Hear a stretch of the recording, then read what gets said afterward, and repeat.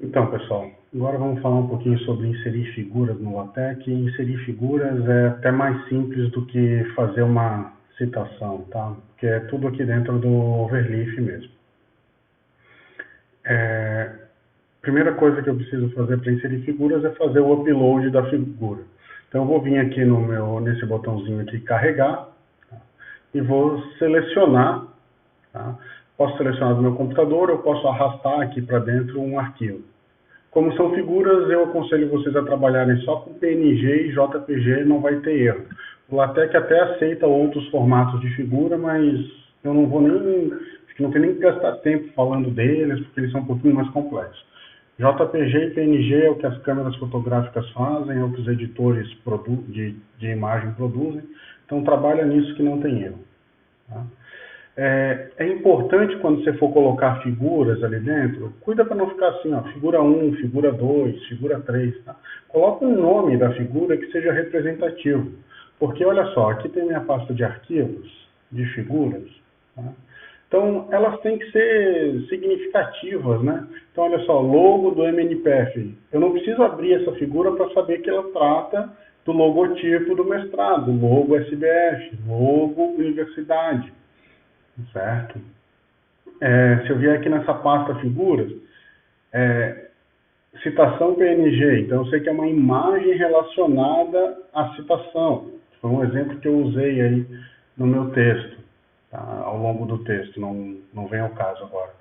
Ícone traço upload, então já me remete que está falando desse íconezinho aqui de upload que eu queria mostrar para vocês, que era aqui que tinha que clicar no texto. Tudo que eu estou falando para vocês está escrito aqui de forma bem sucinta, tá?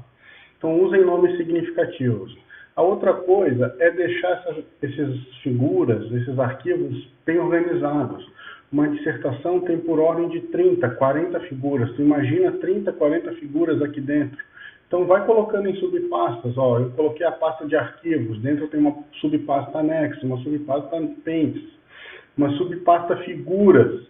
Tá? Aqui dentro eu ainda posso botar uma subpasta, por exemplo, tira essa pasta de exemplos, vou criar uma pasta de capítulo 1. Então eu clico aqui, nova pasta, capítulo 1. Tá? Ela acaba criando aqui dentro, onde está essa linha verde. Mas eu posso pegar essa pasta e arrastar para cá, e agora ela está ali dentro da pasta figuras. Igual no Windows. Certo? Bom, uma vez que eu fiz o upload da figura, agora eu tenho que introduzir ela. Se eu quero introduzir um íconezinho, tá? É bem comum quando eu desenvolvi meu produto como um programa, e aí eu quero mostrar, clica nesse ícone. Eu simplesmente aqui no meio do texto eu escrevo assim, include graphics, tá? Entre chaves, scale, igual. Aí esse número é de 0 a 1. Ou na verdade é de 0 a quanto você quiser. O que ele faz? Ele vai pegar essa imagem e vai multiplicar pelo valor que está aqui, o tamanho da imagem, largura e altura. Tá? O scale é bom porque ele não deforma a imagem. Então, por exemplo, aqui eu mandei 0.5, ele está pegando a imagem, que era o ícone, upload.png, e está dividindo na metade, está reduzindo, encolhendo na metade do tamanho essa figura. Se eu quisesse quadruplicar, por exemplo, sei lá, quero que ela seja 3 vezes e meia. Tá? Quando eu mandar recompilar, a aberração aqui que vai ficar no meu texto, mas enfim, era só para mostrar para vocês.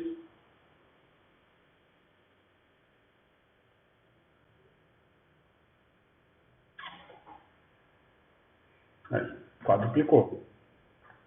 Tá? E aqui você ajusta de acordo com o que você precisa para sua imagem, que é maior, que é menor, faz uns ajustezinhos e vai ficar legal. Tá? Em geral, não é isso que você faz quando você adiciona uma figura. Você adiciona uma figura, às vezes, no meio, como um item do teu objeto, por exemplo, um gráfico, como aqui está na figura 3. Certo? Então, como é que eu vou fazer essa inclusão aqui? Bom, eu vou começar com um ambiente de figura que está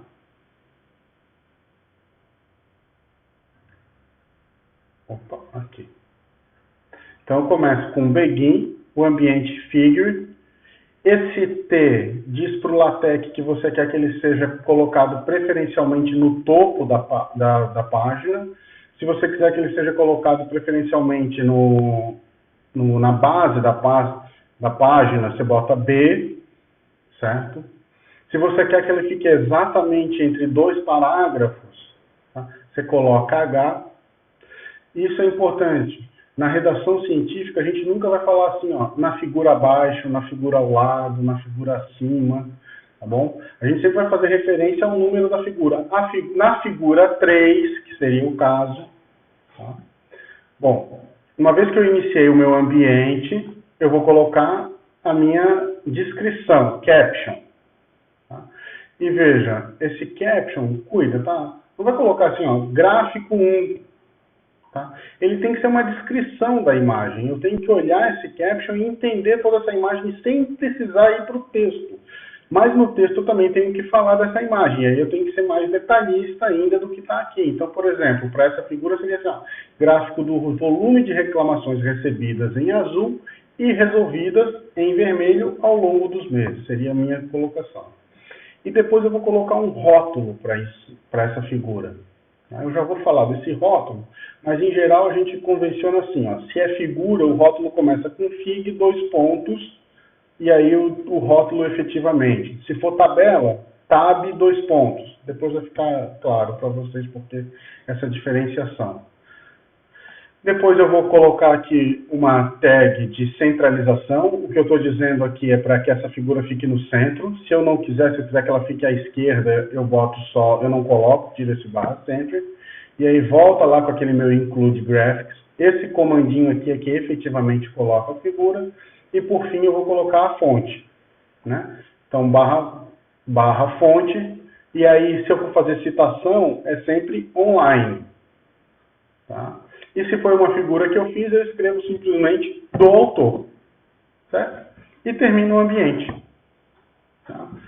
Agora, com relação a esses rótulos, para que servem esses labels aqui? Tá? Imagina que eu estou lá no meio do texto, 3 páginas depois, e eu quero fazer uma referência a essa figura. Tá? E aí eu tenho que voltar lá no meu texto e descobrir qual é o número da figura. Teria, né? No Word a gente faz isso. Volta lá, que figura mesmo? É aquela? É a 3, coloca aqui. E aí depois você vai lá e deleta a figura 2, e essa figura 3 tem que ser figura 2. Aí você tem que ir na figura editar, você tem que ir no texto e modificar o texto. Então é um caos. No LaTeX eu vou fazer o seguinte. Na figura, e eu vou digitar assim, ó, barra ref de referência.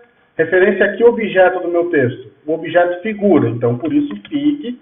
E aí ele colocou aqui, ó, tem 3 figuras. Citação, pesquisa e volume. Ah, é a do volume. Eu botei lá o label volume. Tá aqui, fig, 2 pontos, volume. Tá certo? Vemos, blá, blá, blá. Certo? E quando eu salvar, o LaTeX vai entender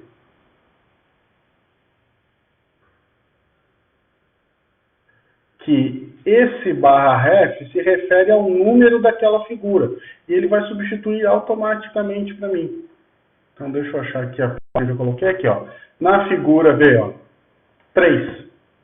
Vemos, deixa eu dar um zoom aqui.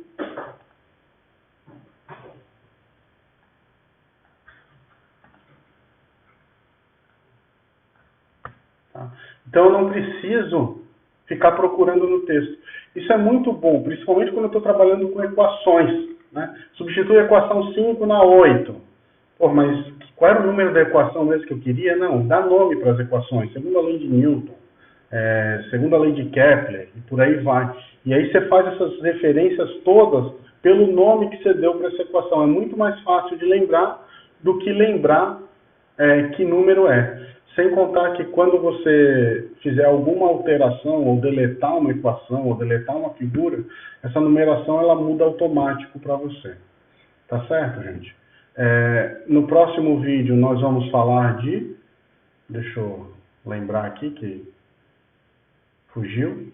Tabelas e quadros. Certo? E depois nós vamos falar sobre equações. E basicamente a gente encerra esse curso. É bem rapidinho, gente. E sempre que você quiser, putz, eu não lembro qual é a sequência certa, volta nesse arquivo aqui que tem um exemplo de como. É só copiar, colar, basicamente, mudar a descrição, mudar o label e mudar o caminho para a figura e a fonte. Tá? Só copia e cola lá onde você quer adicionar a figura e pronto. Certo, gente? Obrigado, até o próximo vídeo.